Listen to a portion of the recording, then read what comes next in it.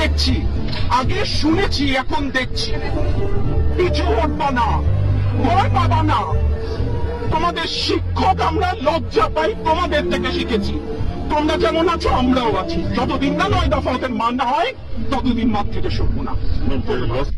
যে পিতা সন্তানের লাশ শনাক্ত করতে ভয় পায়, আমি তাকে ঘৃণা করি। যে ভাই এখনো স্বাভাবিক নির্লজ্জ হয়ে আছে, আমি তাকে ঘৃণা করি।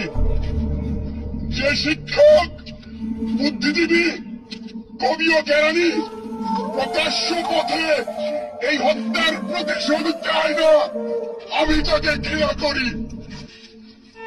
এই মৃত্যু পতাকা আমার দেশ না, এই জল্লাদের উল্লাস মঞ্চ আমার দেশ না, এই বিস্তীর্ণ শ্মশান আমার দেশ না, এই রক্ত স্নাত কসাইখানা আমার দেশ না। ধন্যবাদ সবাইকে। মুক্তিযুদ্ধের চেতনা কি, ভাষা আন্দোলনের চেতনা কি ছিল? মুখের ভাষা বাংলা বলতে পারি, সেই জন্য বোধহয় ভাষা আন্দোলনের শহীদ হননি। আমার কথা আমি বলতে পারবো না, আপনি তুলে নিয়ে যাবেন। প্রতিবাদ করতে পারবো না, ভিন্ন মত প্রকাশ করতে পারবো না, আপনি আমাদেরকে রাজাকার বলে গালি দিবেন। রাজাকার শব্দটা প্রকাণ্ড একটা গালি, যাকে তাকে দেবেন না। আমি অনুরোধ করছি না, আপনাদেরকে বলে দিচ্ছি, প্রতিবাদ করলে আপনি আমাদেরকে বলবেন রাজাকার। রাজাকারের বাচ্চা, এটা প্রকাণ্ড গালি, যত্রতত্র দেবেন না। আর আমার ছাত্র ছাত্রীদের গায়ে গুলি কেন? আমি এখানে কেন দাঁড়িয়েছি, কেন আজকে কথা বলছি? কারণ আমি মানুষ, আমি শিক্ষিত একজন মানুষ। আপাদমস্তক ভাবে যাকে শিক্ষা বলে, সেখানে আমি জানি মুক্তিযুদ্ধের চেতনা যদি কিছু আমার ভেতরে বিদ্যমান থাকে, আমি জানি অন্যায়ের প্রতিবাদ করতে হবে। বিচার চাই না বলেছেন, আমিও একমত। তার কাছে বিচার চাবো, কোথায় বিচার চাবো?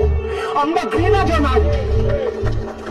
আমার ছাত্রদের গায়ে আমি সারা রাত ঘুমাতে পারি না, তাই এসছি যে আজকে যদি কিছু বলে যাই এখনো ঘুমাতে পারি। যেই বাবা মার বুকটা খালি হয়ে গেছে, তাদের ঘরে কি চলে, কোথায় আছে তারা, কিভাবে আছে?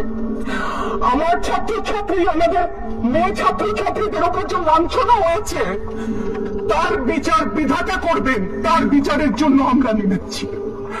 আপনারা আমাদের মুখ বন্ধ করতে পারবেন না। মুক্তিযুদ্ধের চেতনা থেকে জানি, আমরা জন্মেছি একবার, মরবো একবার। ভয় দেখাবেন না। ছাত্র ছাত্রীদের উপর জুলুম বন্ধ না করলে পরিণতি ইতিহাস বলে দেয় কারো জন্য ভালো হয় না।